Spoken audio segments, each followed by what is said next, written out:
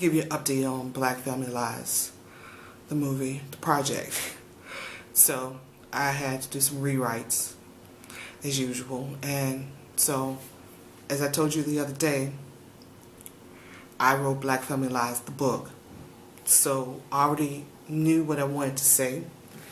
It was just a matter of changing the formatting, because the way you write a book, a novel, or even a play, it's different than the way you write a screenplay. So, to do the rewrites, or even just to write it the first time, what I had to do was learn how to write differently. I've written books before, even a couple of plays and short monologues, but writing a script, a feature film script, that's a big difference. So, what I did was YouTube. I know people say that's a cliche, but it helps out a lot. But also books.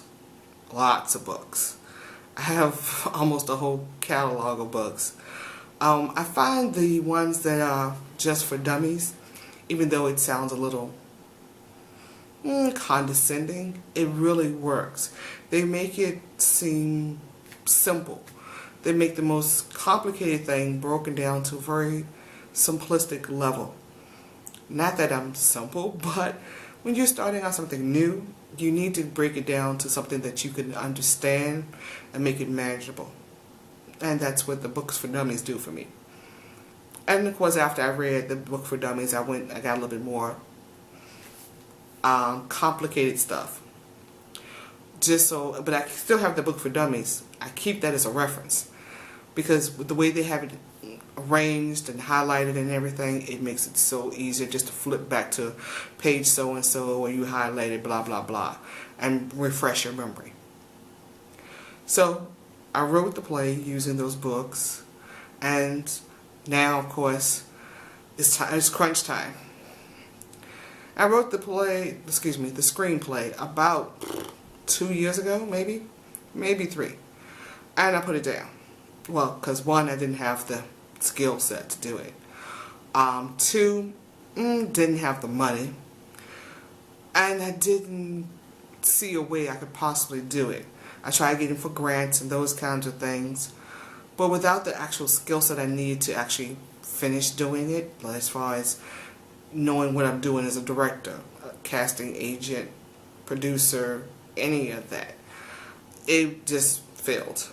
It was one of those things of sometimes God doesn't give you what you want because He knows if you got it, it would drown you.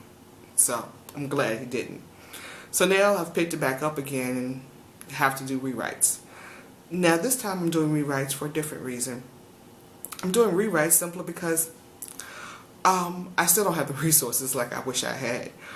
But I've learned from shooting these short films and other projects that sometimes you have to really think outside the box, which means a lot of times doing stuff on a shoestring budget, which is also a good book. Making a movie on a shoestring budget is a really great book. But it also shows you how you can be creative, flexible, and realize that there are a lot of people out here who can help you whether they know they can or not.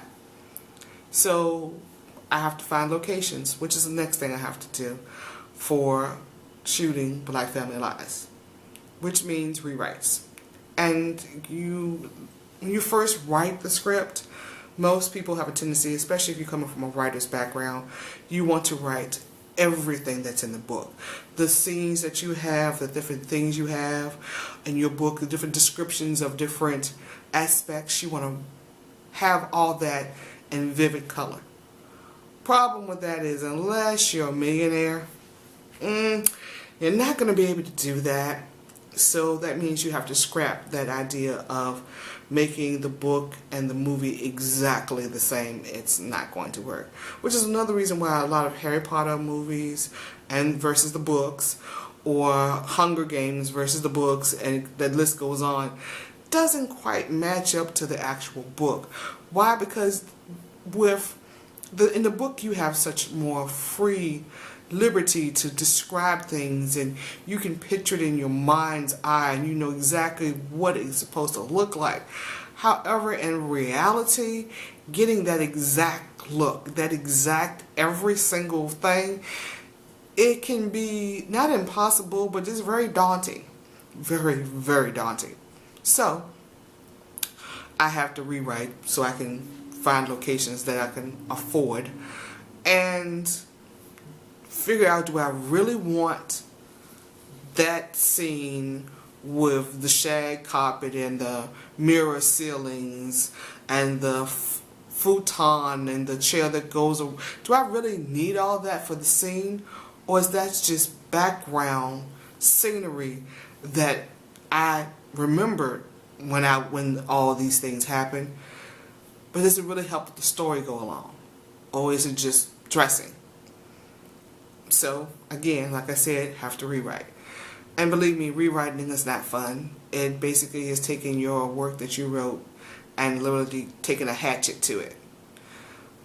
If you're a writer and you really, really love the word and what you've written down and you want it to the T, rewriting is like cutting out your heart while it's still beating and doing open heart surgery. Painful and darn near going to kill you. It's not nice. Lucky for me, I have done some, like I said, short films and other projects where I had to rewrite my original script. When you work with other people, teams and collaborations with other people, sometimes what you want and what they want don't always match up. So you have to do rewrites. So that's my thing. I'm doing the rewrites. Working on the script, trying to whittle it down to the essential parts, to what I really wanted to tell, the real story, and not so much the dressing. And I'm also doing scouting locations. And scouting locations means looking at the scenes that I really want to keep in and trying to find some place or something that can hold up to those scenes.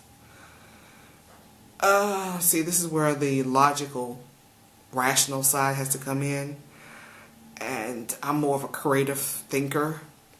It's not that I can't do it, it's just using another part of my brain that I really don't always like to use.